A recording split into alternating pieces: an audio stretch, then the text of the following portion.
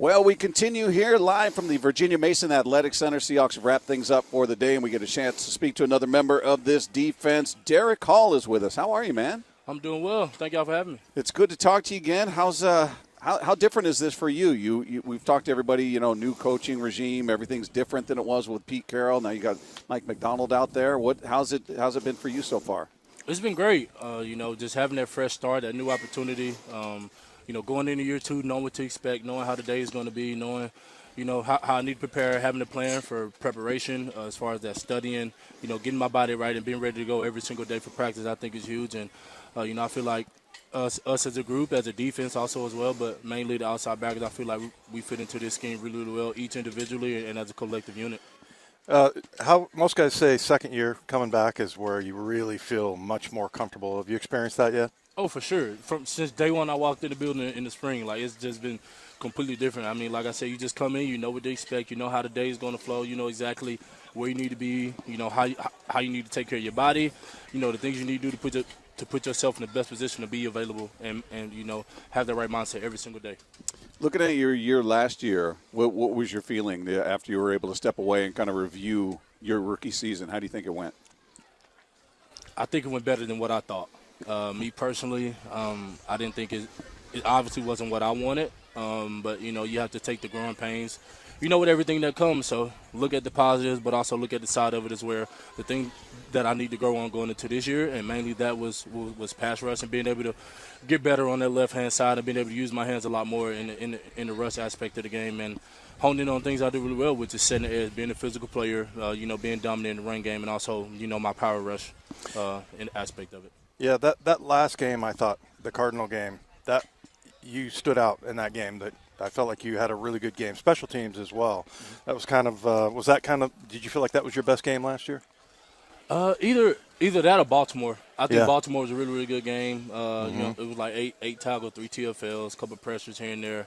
Would have had a sack. I'll never forget that play with Boye. Boye flushed him to me. I went inside and Lamar got out of there. But, I felt like either one of those were really good games. But I think just looking back at last year, just continue to stack. I think every game, every week, I just continue to grow, get more comfortable, and get better, and also be confident in my ability to play in this league. It's no crime getting juked by Lamar Jackson, by the way, even in like your 8th year. Right. Yeah, as far as, what you did in the offseason, did you come out of it going, okay, now I know how to train, or now I know how to eat, now I know how to rest, or you just learned your first year under your belt? Did you approach the offseason completely differently, or was it the same? Well, in the grand scheme of it, it was my first offseason too. Like my first full offseason, you got to think, Right. coming from college, we went straight to combine, straight Right. to pro day. Then you get drafted, you get like a week and a half, and then you come straight in and you're rolling with the team. Up until you're done that next year. So it was my first offseason. Well, having that much time, not knowing what to do with it, and not knowing like, okay, well, when should I start training? Talking to a lot of vets before I left, and you take about 3 weeks to a month off, and let your body settle, and then you get back into it slowly. And the closer you get to coming back in the spring is where you start to build up. So I think that was the biggest thing, is really trying to figure out how can I go about my first offseason. Where did you go in offseason? You went back home, and did you have people to train with there? And Yeah, I went back home. Still got the place in Auburn, so I was there for a little while, and then left there, went down to Pensacola. A big guy, Fred Robbins, who played in the league for a long time.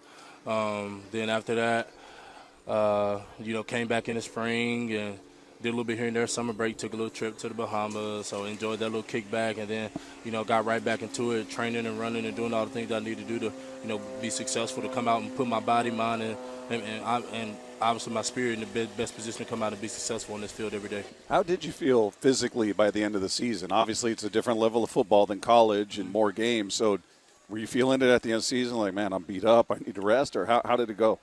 For sure. I dealt with a lot my rookie year. I haven't had many injuries. Only thing that I had was a wrist in college. So coming into it and having the shoulder banged up and then having a little bit of a knee problem throughout the year and trying to figure out how to work through those kinks. So, like I said, the best ability is availability. So trying to make myself available to the team every single day and every single week, I think it's the biggest task. But coming out of it, I definitely felt a little beat up, dealing with some things and giving my body a rest and being able to get back to it and knowing where I need to grow physically as a player coming into year 2, I think it was really, really good. And I feel in great shape, moving around, running well. Everything's fluid, so I'm really, really good. What are some of the big differences you've noticed between Pete and Mike Macdonald coming back for camp? Anything stand out to you? Not really that much different. I think Mike is obviously Pete's been doing it a long time, great coach, one of the best to ever do it. But I think Mike is more set on the competition piece of it. Pete's been doing it so long, he knows the structure. He just flows. And Coach Mike coming in and trying to set his presence and his stones year one. Having us compete on a completely different level every single day, I think is the biggest difference. But I mean, everything's pretty much around the same. You're allowed the same amount of hours, same amount of time per the CBA. So I mean, you really can't do too much different. Are you being asked to do anything different? Are they going to be moving you around more than you were before, using you in a different way? Yeah, they're doing some different things with me, and like I said, the outside backers and complete D-line is different. We got some different stuff, that we can go through and put some different packages together across the whole front as a unit. Are you building any trucks in the offseason this year? Did you do any of that? I did one for my lady, but no.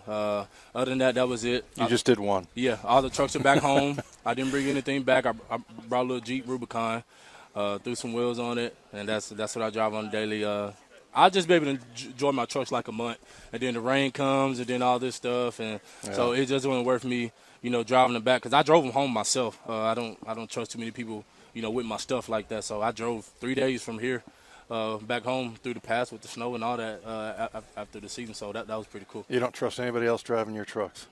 What about the one with the we saw out there? It was like 8 feet in the air almost. You got a ladder to get in that thing? It's a trampoline. No, it got little M steps. So I just threw it on the gooseneck, hooked it to my dually, and hauled out. I don't know what any of that means, but okay.